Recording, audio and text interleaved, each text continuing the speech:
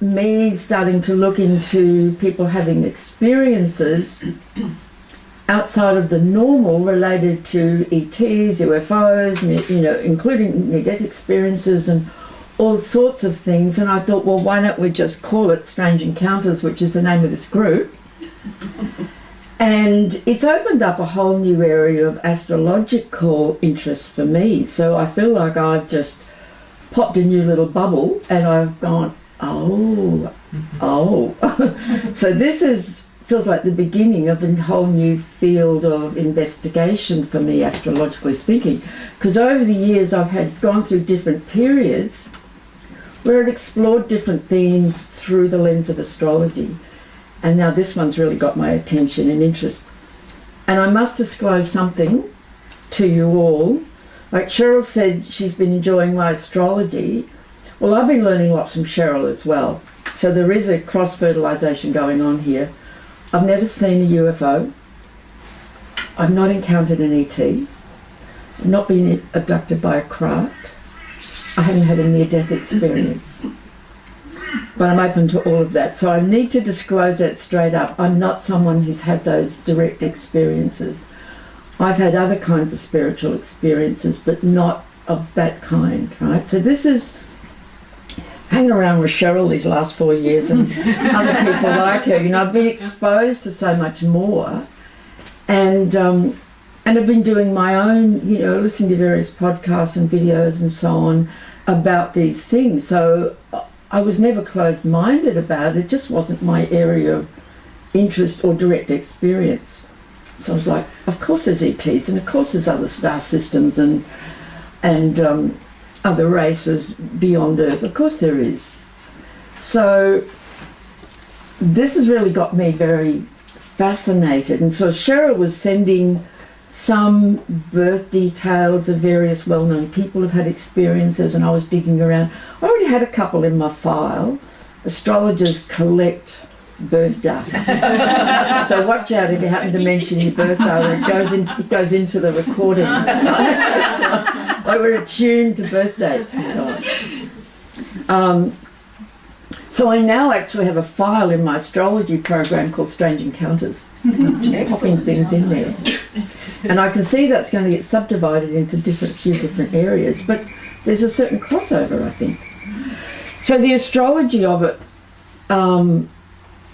I kind of knew what to look for, and that's been confirmed in my research up to date in the last few months. But I've also noticed a few other things that I've gone, oh, that's interesting, that make me think about things in another way.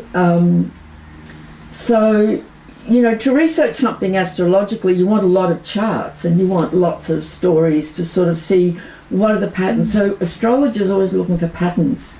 What's the pattern? What's the certain thing that keeps repeating? What am I seeing here that makes sense with whatever is the issue we're exploring? UFO researchers too, looking for patterns. Looking for patterns, yeah. So I feel like I'm in the early stages of it. So I'm very happy and excited to share what I've seen so far. And I'm guessing that some of you here in the room know pretty much nothing about astrology. Can I just have a bit of an indication of that? Or maybe you all have a bit of astrology. No, you don't? Yeah, it's a few of you with shaking your heads. Okay. So a lot of this, I'll keep it really simple. What I hope that those of you who don't know astrology, I feel to say it yet, will at least see, you'll get a sense of what I'm talking about, and hopefully you'll go away with something that's making sense to you. For others who are a bit more astrologically literate or learning, I think you'll find this very interesting. I hope you all find it interesting. So these outer planets literally in our own chart and in our experience of reality take us out beyond the realms of what we consider to be normal 3D reality, right?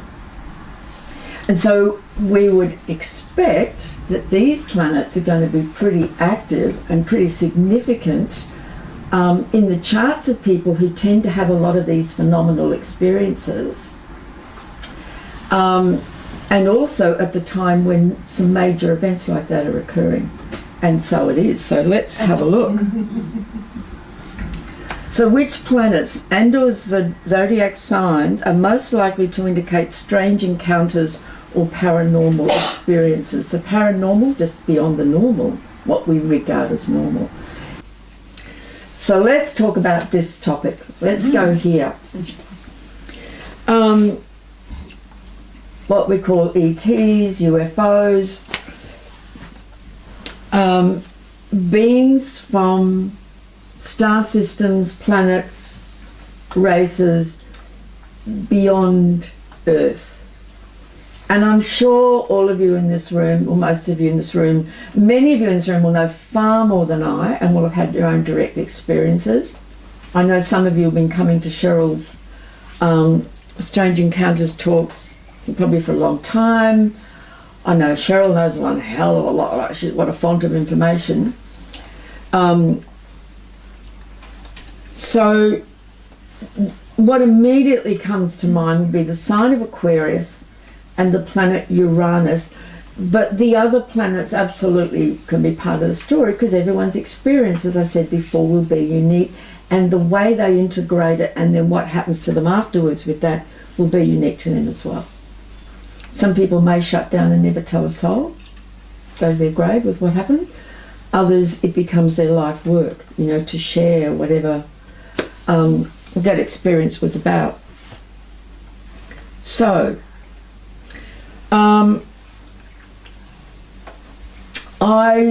whenever I present something, I go down this tunnel of research and I can't help myself, and one thing leads to another, and I'm away, and that ends up producing like hundreds of slides. So there's a lot here. Some of them I'll whiz through. Carl Jung, who I've long been interested in because, the great psychologist, they don't even study in modern psychology schools. They don't even bring Carl Jung into their training, which is just beyond shocking to me. When I discovered that, I remember asking someone who was studying psychology, I said, when to get to Carl Jung? She said, no, we don't do that. He was a mystic. He was an astrologer. He had all kinds of experiences. He was very open to the idea of ETs and UFOs. He had a near-death experience, just an extraordinary being. And he had some theories, just some ideas that he was postulating about this. Does not seek to validate the physical existence of UFOs as material objects, but is instead interested in what their appearance reveals about the state of the collective subconscious at the time they're perceived. He's very much about the subconscious. For Jung, accounts of flying saucers and UFOs reflect deep archetypes and symbolic motives, suggesting a manifestation of collective concerns, anxieties, or aspirations. He interprets them as modern symbols emerging from the collective subconscious, expressing a sort of technological saviour in the face of the nuclear age's anxieties and the social upheavals of the 20th century. Interesting.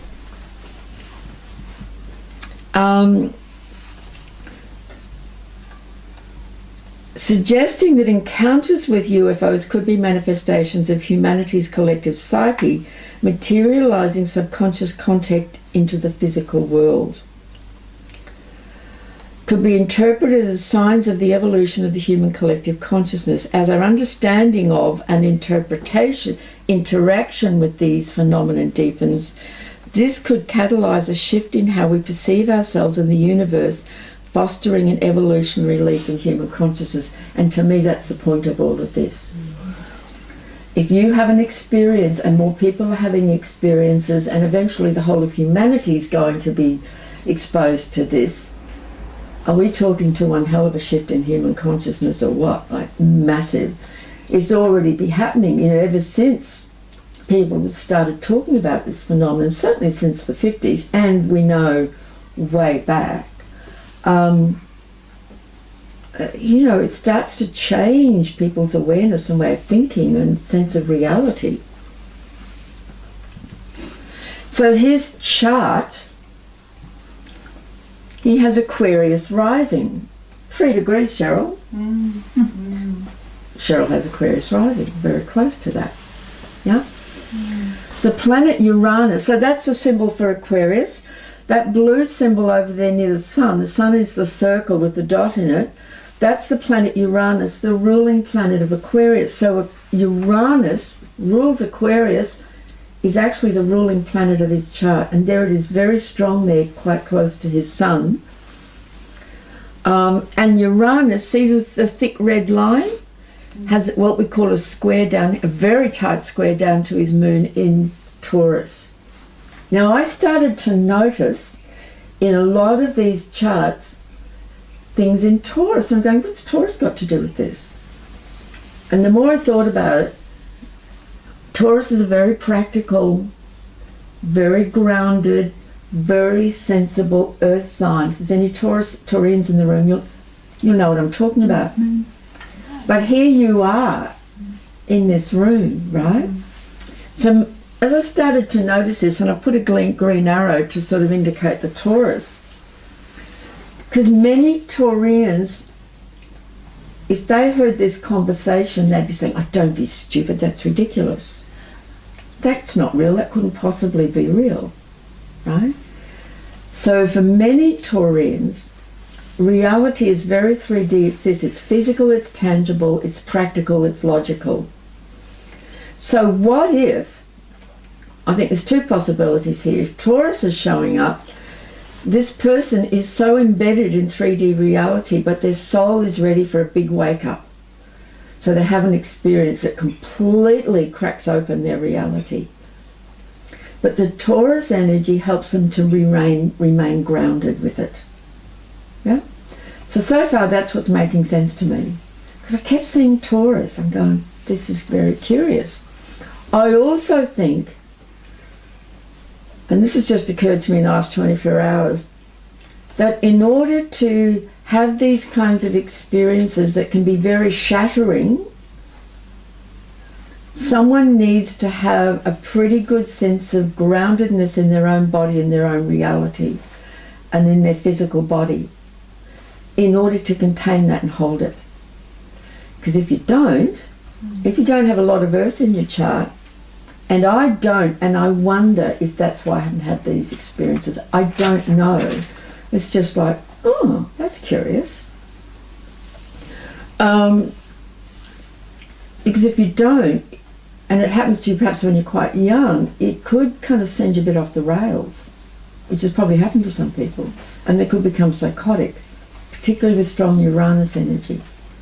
Yeah? These are just thoughts, which I will keep exploring. Okay.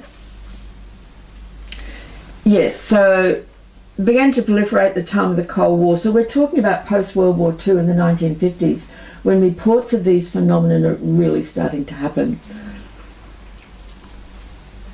It says their message may be interpreted as a manifestation of our concern about scientific and technological developments that could potentially lead to our destruction.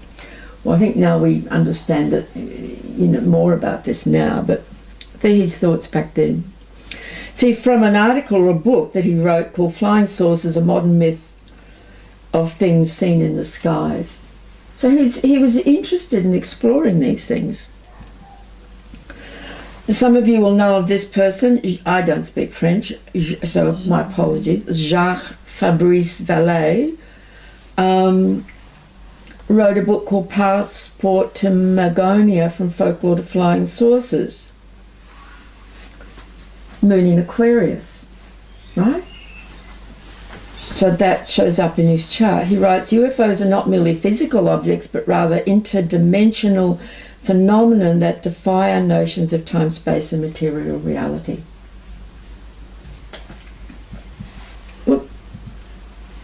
Johnny Mack, exploring the psychological, because there is a psychological aspect to this,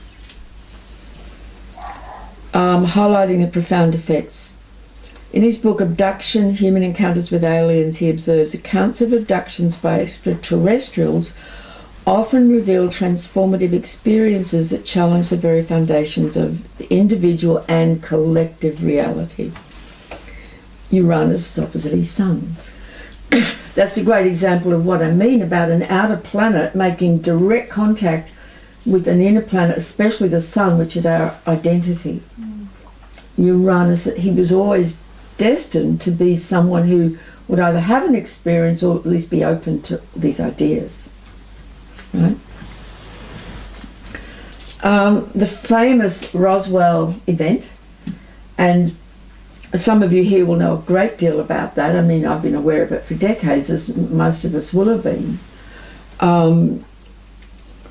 It first came into public awareness on July the 8th, 1987, because an article was written in the Roswell Daily Record very shortly after. I haven't been able to find a date of the crash, but I have a date of when it was first kind of acknowledged. 1947, you said 87. Yeah. Did I? 1947. I've read 47. Thank you. Yeah, 1947. Nuclear bomb was that week. Yes, that's right. Yes. There's a whole kind of backstory, isn't there, around that timing. Now, a weather balloon. So, as I was reading more about this, recently, you can delve into this and sort of, there's so many people written so much about it. The incident is a collection of events and myths surrounding, this is from Wikipedia, so it's going to have a Wikipedia slant. It's presentation. Collection of events and myths. So, there probably are a lot of myths as well, surrounding the crash of a United States Army Air Force's balloon. See, the United States Army is involved, of course, near Roswell, New Mexico. Operated from the nearby Alamogordo Army Airfield and part of a top secret project. So now they're presenting it it was a weather balloon that was used to spy on Russia and what the Russians are doing. They announced their possession of a flying disc. This announcement made international headlines but was retracted within a day, obscuring the true purpose and source of the crashed balloon. The Army subsequently stated it was a conventional weather balloon. So this is just looking at this is set for the 2nd of July 1947. So what I noticed was, here's the planet Uranus, that dark blue one that looks like an antenna, that's the planet Uranus, at 23 degrees of Gemini. Gemini is all about information, communication, the media, what is said, what is not said. But the other thing, some of you who are learning astrology may recall or not, when Uranus was discovered in 1781, it was discovered at 24 degrees of Gemini. So this is actually kind of on the Uranus discovery degree. So astrologers, you start to see things like this, you go, there it is. And there's a Mars North Node conjunction in Gemini, so what are they saying about it? What story are they coming up with to explain this thing? And the Sun at 10 degrees of Cancer has a square to Neptune, so there's all these veils that are now laid over what happened. Was it a true... So my question is, was it a real ET UFO, or was it a United States military UFO? Will we ever know?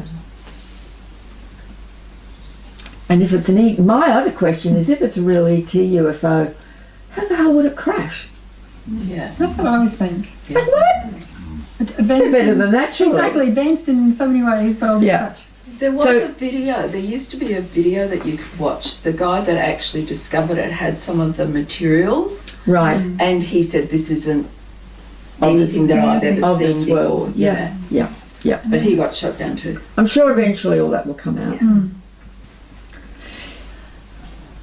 you may think, what the hell's Superman doing here? I used to love Superman as a kid.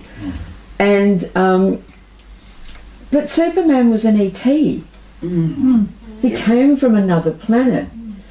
You know, and when the movie came out, which is a great movie, the first movie, there's been many subsequent movies.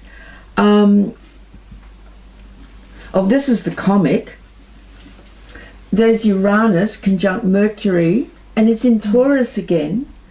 And when the movie came out, Uranus was over here in Scorpio, sitting exactly opposite Uranus in the chart of the birth of the comic, which is when now Superman is, here's Superman, right? Is being from another planet. And the nodes being in retrograde as well for the previous one? The nodes are very often retrograde. Are they? Yeah, but well spotted anyway. Yeah, but they're very, very often retrograde, yeah. Now that's the movie that really, did this whole presentation of why he was sent from his home planet by his parents, because the planet was about to explode. What have I... No, that's it. That was just that one there. But it's just how these things come into human consciousness in the collective. Like everybody knows about Superman. How often do we think of him as being an ET?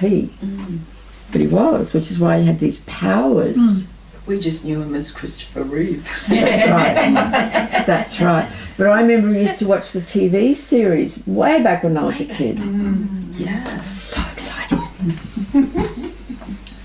Now, I've got a few examples of, to many of you, these will be very well-known examples of people who've had very well-reported encounters. Whitley Streiber, born 1945. I'll spend a bit of time on this because the story's very interesting, and we have dates. Astrologers love dates. Often I've come across an interesting story in person. I cannot find their date of birth anywhere, no matter how hard I look. So that's really frustrating. But when you have dates, then one can really work with them. He went into hypnotherapy at 1986 because he had amnesia, he kept having all these dreams, like he didn't know what the hell was going on with him. What came out of hypnotherapy was that at the age of 12, he was taken. 10 years later, in 1967, he was missing for 24 hours of time, and in 1968, he was missing for an entire month. The memories caused him to run for years, moving erratically and having irrational memories. In 1985, twice, in October and December, he encountered lights and aliens along with his family in a secluded cabin in upstate New York. His experiences in the cabin and throughout his life were related in the 1987 movie Communion.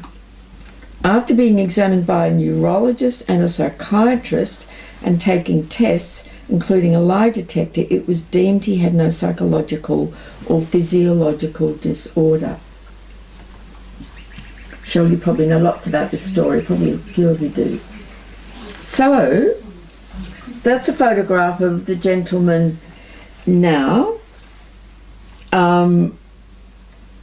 So what I want to point out here, this is his birth chart. There's the planet Uranus in Gemini, conjunct Mercury, the ruling planet of Gemini. This is very mind energy. He's a Gemini sun. There's Uranus and Mercury. I'm going to have to interpret the things here. At the age of 2, let's just get my... that's this one. Oh wait, no, see, Taurus rising. That arrow is Taurus rising. That's what it was. At the age of 2, Uranus, which moves really slowly, crossed over his Mercury and his Sun. And that was when he was first taken. He was very little.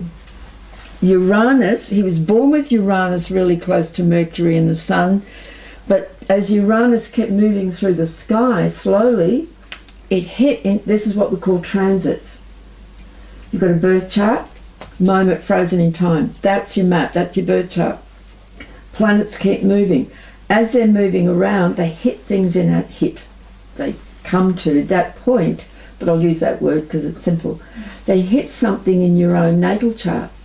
They come to that exact, and things are happening, right? So you've got the chart, you're reading the chart, but then you're also reading what's happening at times, the timing of things throughout our whole life. And we can go back through the history of our life. Then, at the age of 12 in 1957, Uranus now has moved around and comes to his moon Pluto. Then in 1967-68, that's why I've colour-coded it, Uranus is now over here in Virgo, making a hard square aspect to his Sun, right?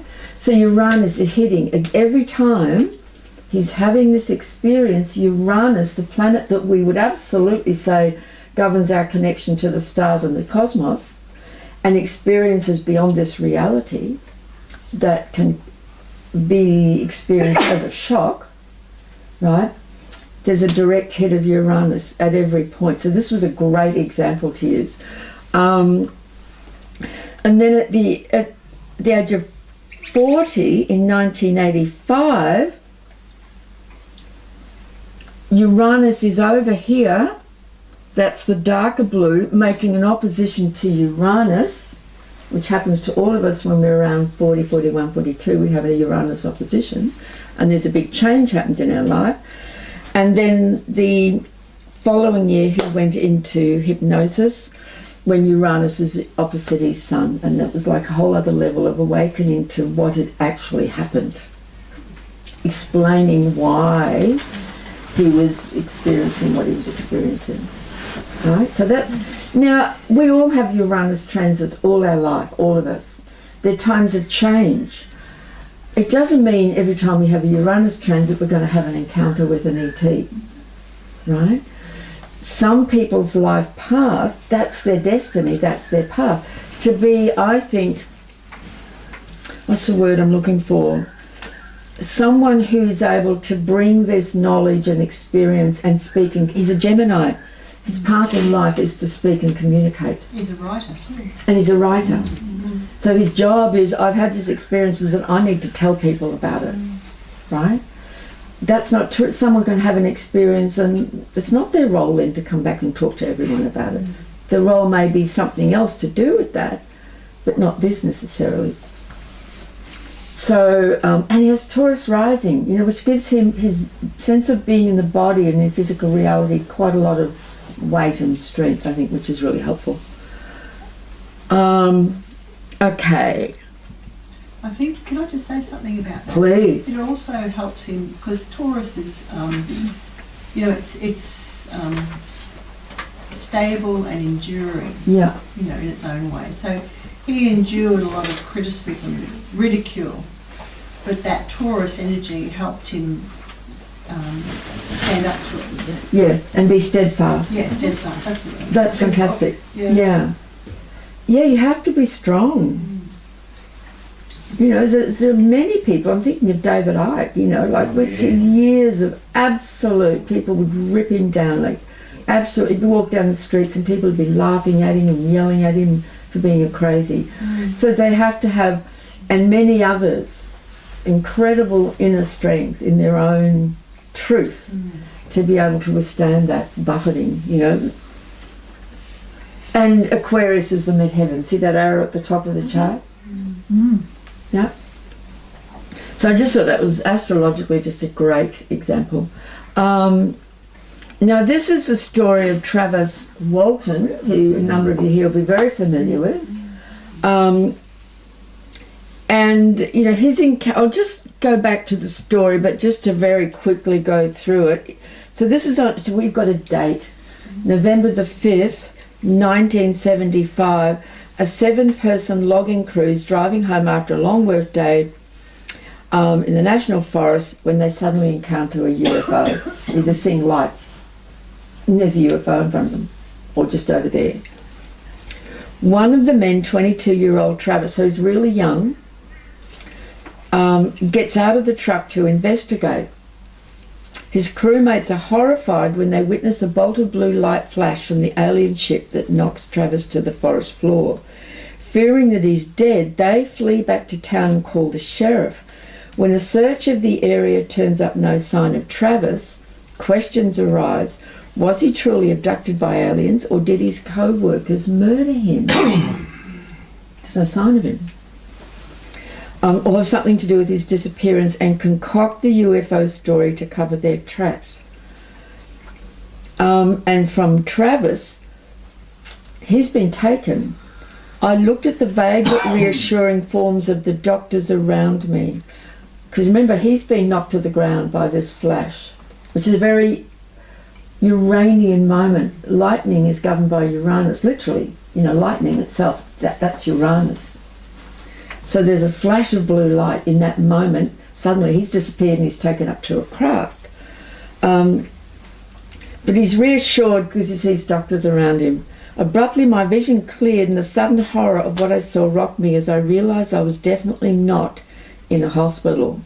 I was looking square into the face of a horrible creature with huge luminous brown eyes the size of quarters. I looked frantically around me. There were 3 of them. Hysteria overcame me instantly. That's one hell of a shock. Mm-hmm. He has no clue what's happened to him. No. So there he is as a young man. I don't have a time of birth, so we don't have houses or a rising sign. So we just start the chart at 0 degrees of Aries. Hello. But look at the Aquarius, Sun, Mercury, North Node in Aquarius. Who in the group's going to have an encounter with aliens? Well, you need a bit of that energy, to have, you could say this was his destiny. And also the planet Pluto. Remember, Pluto, the ruler of Scorpio. So he's horrified. From his experience, he's looking at monsters. He has no way to relate to what he's seeing. And that's a very strong aspect of Pluto opposite the Sun in his chart. Now, let me interpret this. So what happened? What the hell is that Q? I'm trying to read Q2 cross D and remember what those codes stand for. But there was an activation of the planet Uranus on that date. Uranus was over here at 3 degrees of Scorpio, ruled by Pluto, trining his Mars. This planet down here, I think it's Chiron. Chiron was hitting Uranus, coming towards Uranus and hitting up here to the Mars. And right up there at the top, what the hell is that? Oh, that would be, I know what it was. The North Node, again, if this is just like too much for some of you who you just haven't got a clue what I'm talking about, it's fine, but just if you can get the gist. The North Node was square his Sun, and the Sun was square his North Node on the day to his Aquarius North Node and so on. So there's an it's like a destiny activation. Bang. Things align all at once. They come in all together and say, this is the moment. So did you say you don't have his birth date? So this is I don't have his birth time. You don't have his birth time. Oh, but this is his date. You didn't have his birth date, and I'm like, oh. Yeah, how could you know this? No, it's his date. I don't have the time. Oh, you just don't have the time. So does that change much about the situation? No. These transits will still be exactly the same, but we have another extra layer of information with the time of birth. Yeah. And when I'm looking, I can often find a date of birth. If I'm looking for the whole chart with the time, I'll put his name, especially if it's someone who's pretty well known, I'll put his name in the search engine followed by the word horoscope. Because there's lots of great astrology big programs that have masses of charts in them. And quite often you'll find it if it's someone reasonably well known. So if I put the word horoscope, it's going to take me directly to an astrological connection. Okay. Oh, and what did he say? He said, it's kind of been my mission to see if I can help people to understand that this is real. Yeah? So he's come back, and having had to deal with all of that, and then he's got many interviews and speaking about. So the more people that speak about these experiences, the more it kind of feeds into the collective field of awakening reality about the truth of this. So Babula, did he come back missing days or? I think it was a matter of days. I think it's about 4 or 5. Yeah, something like that. Yeah. So that's him now. No, that's No, no, you that's- Oh, hang on. No, that's right. Whitley Streiber. That's right. I'm going this way. Now this is a woman called Sheryl, Sheryl with an S. who's given permission to use her chart. Yes. And Sheryl had an experience which you might be happy to sort of speak about. She doesn't remember the date, but she knows it was 1990-91. Is that right? That's right, yes. So Sheryl has Aquarius rising, Venus in Aquarius, Chiron in Aquarius in the first house. So there's very strong Aquarian energy here. Uranus is over there opposite Chiron. You can see I've drawn a big cross in the middle, showing how these points are all strongly aligned and connected with each other in the chart.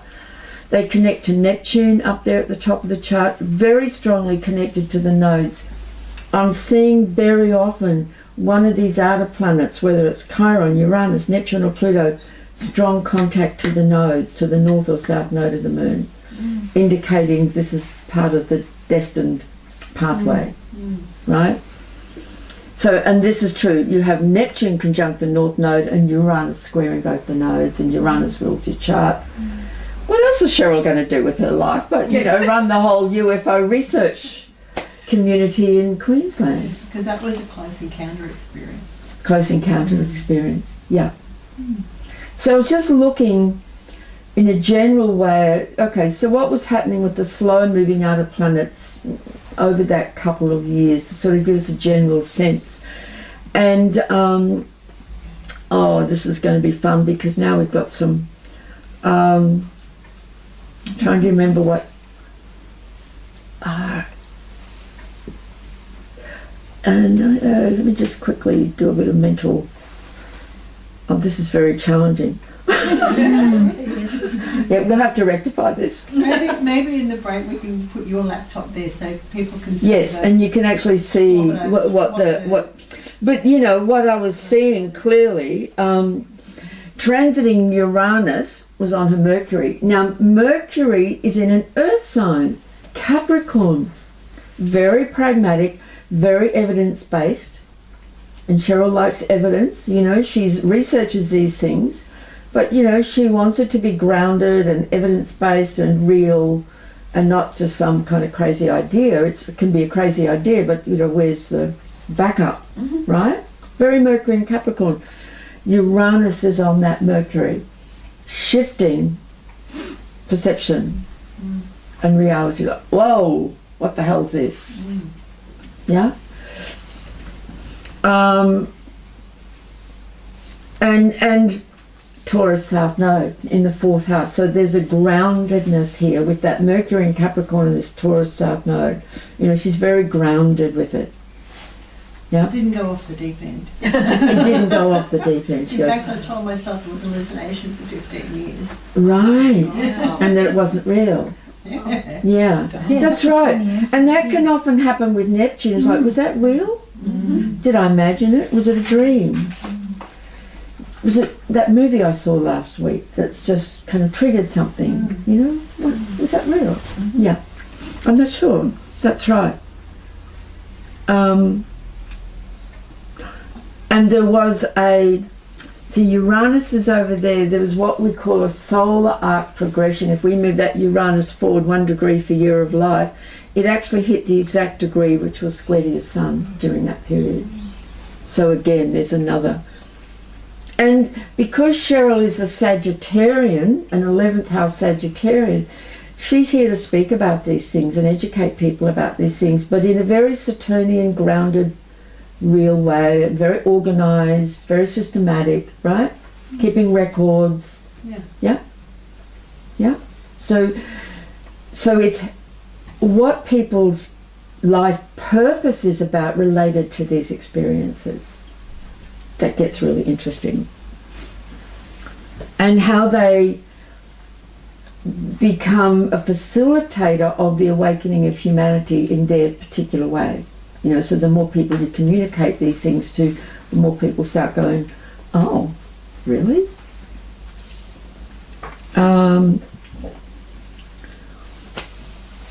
I might just do this one and we'll perhaps have a break. Yeah. Yeah. Now this is a woman who's given, Sheryl knows, who's given permission to use her chart. I've left the birth details off and just put the first name there. Born in 1957, same year as Sheryl. She's an Aries. Pisces is rising. So already it's different. She's an Aries with Pisces rising. So Neptune's the ruler of the chart. So I've circled Neptune up there. It's in Scorpio in the 8th house. Neptune makes contact. Again, I'm going to do a bit of astrological jargon here. It has a purple line quincunx to the Sun and Mercury. It has another one over here to Mars in Gemini. It has a square Neptune square Uranus. Wow. Often this indication of someone who's potentially going to have experiences of a different level of reality, whether they're a channel, a healer, or they're having encounters, you know, this kind of thing, right? It might be, you know, profoundly psychic, this kind of thing. And there's another example of the nodes, the south nodes in Taurus. So she's born the same year as Sheryl, square Chiron in Aquarius, right? So I'm just trying to illustrate there are patterns, there are repeated patterns and themes and indicators that you will see that speak to these experiences. Now, my understanding from what Sheryl has told me is that Luna's had many experiences throughout her life. Is that true? Not UFO experiences, but other. She's had out of body experiences and paranormal experiences. Right.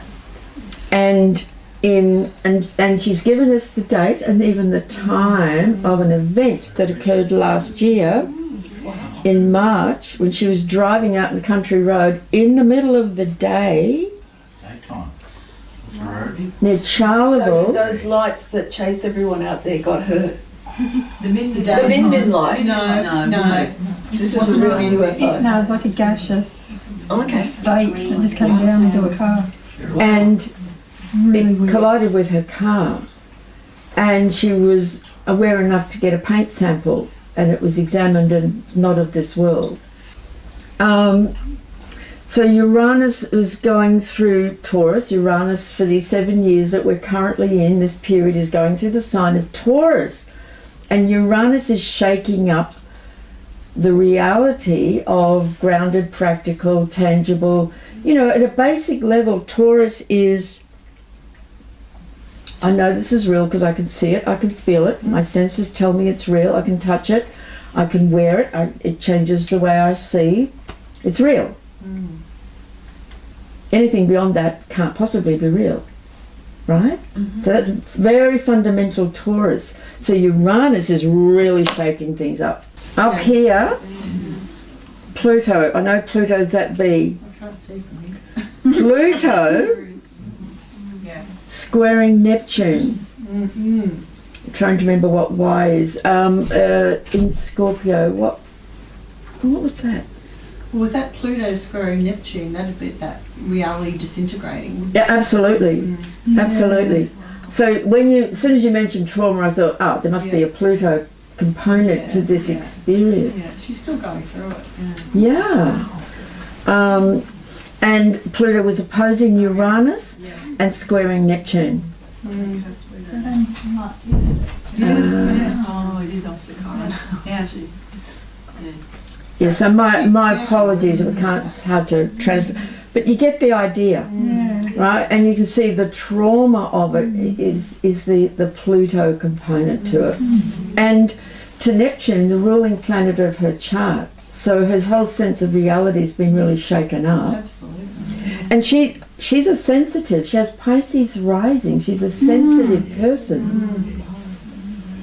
And Neptune is in Scorpio in the 8th house, the ruling planet of her chart, square Uranus. She is prone to unusual psychic phenomena and experiences. Yeah.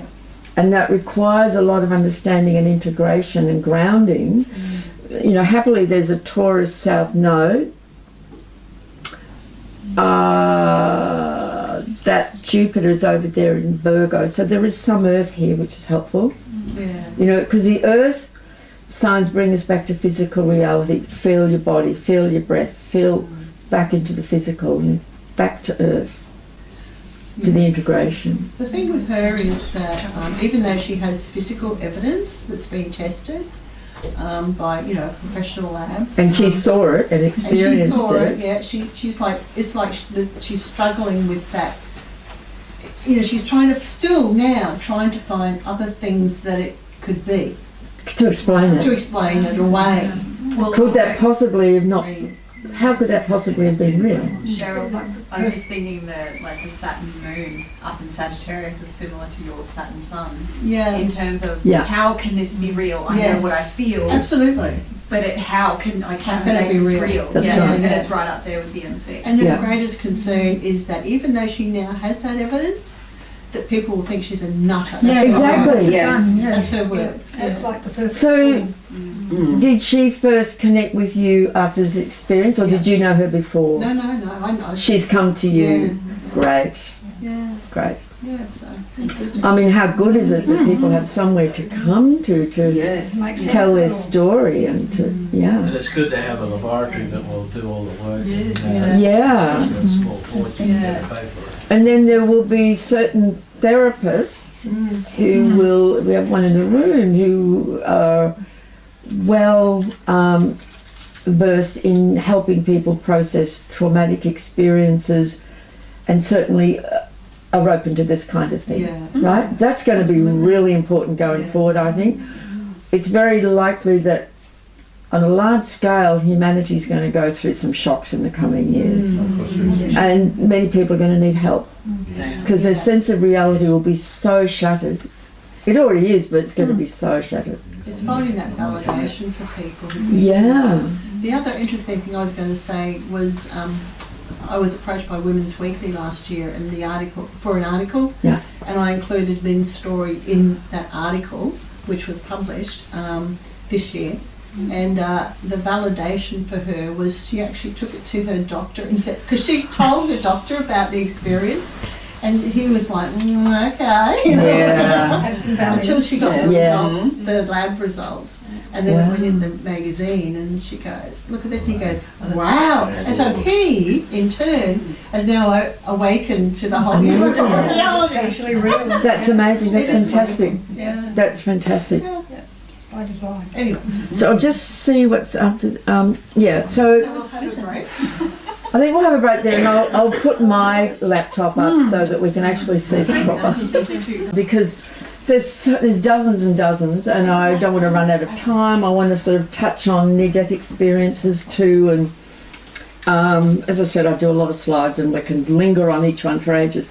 So this will be very familiar to some of you. This is an event known as the Hill abduction. This American couple had an experience. Now, I'm not going to go through all of this in great detail, but Betty Hill and Barney Hill were a married couple in America, and they had an encounter with a UFO. And so if we come back here, this is the date of the encounter. Again, we've got a date, we've got a time, we've got a location. Yes, we have a chart. So this is beautiful. Now, They were abducted by extraterrestrials in a rural portion of the state of New Hampshire. The incident came to be called the Hill abduction and the Zeta Reticuli incident. So it's quite famous, you know, in this arena. So at the time, we have Chiron, the bridge between realities, and Chiron is also a powerful healing energy. So my sense of that, and Chiron was in very early Pisces, but very close to the South Node in Aquarius. The midheaven was in Aquarius at that time of the incident. Chiron really is a bridge to higher dimensions and realities, but it can also indicate pain and wounds and, you know, difficult, painful issues that we have. But Chiron is the great healer. He is the wounded healer archetype. To me, he's a very shamanic figure. He carries great medicine.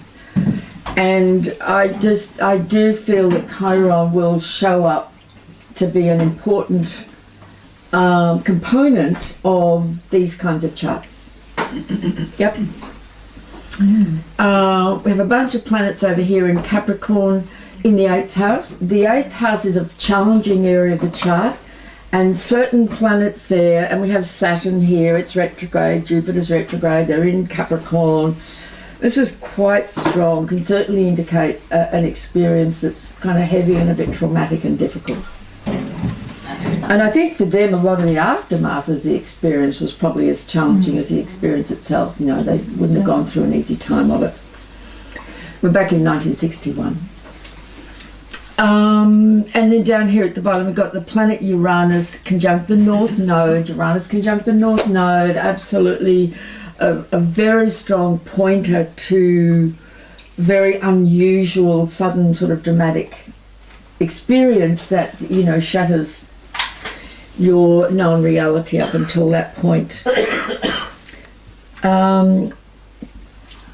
So this is just how my mind works. I goes, okay, so remember all these very interesting movies that started to come out.